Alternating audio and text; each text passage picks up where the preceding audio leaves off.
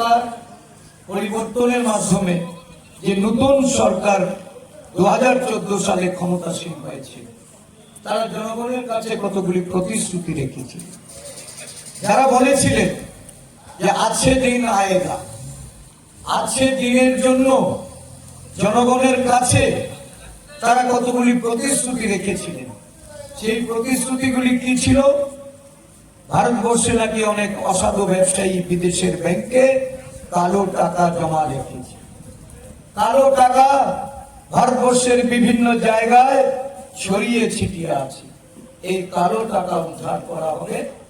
এই কালো টাকা উদ্ধার করে ভারতবর্ষের সমস্ত মানুষের মধ্যে, যারা বিশেষ করে গরিব অংশের মানুষ, তাদের ব্যাংক অ্যাকাউন্ট খুলে ওই ব্যাংক অ্যাকাউন্টে 15 লক্ষ টাকা করে জমা করা হবে। 15 লক্ষ টাকা ভারতবর্ষের সমস্ত স্তরের মানুষের ব্যাংক অ্যাকাউন্টে চলে যাবে। আজকে 10 বছর এই সরকারটা ক্ষমতাসীন আছে। দিনে যারা প্রতিশ্রুতি সাধারণ মানুষের কাছে রেখেছিলেন, তাদের কাছে আজকে আমরা প্রশ্ন রাখছি। আপনাদের এখানে একজন প্রাক্তন মন্ত্রী আছেন, যিনি বিজেপি দলের নির্বাচিত প্রতিনিধি। আমি জানতে চাই, আপনারা জানতে চাইবেন এই প্রতিশ্রুতির কতটা বাস্তবায়ন হয়েছে, কার কার ব্যাংকে 15 লক্ষ টাকা জমা পড়েছে।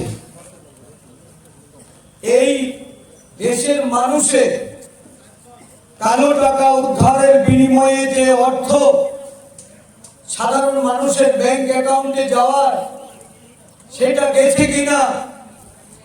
কারণ আমরা দেখছি ইলেকট্রাল বন্ডের নামে ওই অসাধু ব্যবসায়ী, বিভিন্ন কর্পোরেটরা, বিভিন্ন কালোবাজারি মজুতদারীদের অর্থ বিজেপি দলের ফান্ডে জমা হয়েছে।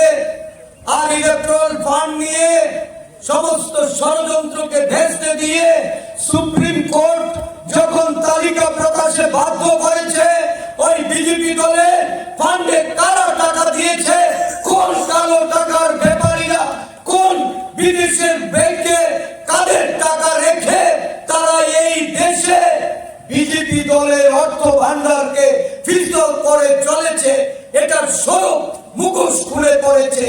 আজকে সাধারণ মানুষ 15 লক্ষ টাকা তাদের ব্যাংক অ্যাকাউন্টে গেছে কিনা সেটা তারা জানতে চায়। তারা দেখেনি, তারা জানতে পারেনি তাদের ব্যাংক অ্যাকাউন্টগুলিতে কোনো টাকা জমা পড়েনি। তাহলে সাধারণ মানুষের অর্থ কোথায় গিয়ে জমা পড়ছে? কর্পোরেট সংস্থাকে, রাজ্যের, দেশের সমস্ত সম্পদ তাদের কাছে তুলে দিয়ে, দেশের সম্পদ বিক্রি করে দিয়ে দেশকে আজকে অর্থনৈতিকভাবে পিছিয়ে ওই সম্পদ বিজেপির অর্থ ভান্ডারে জমা হচ্ছে।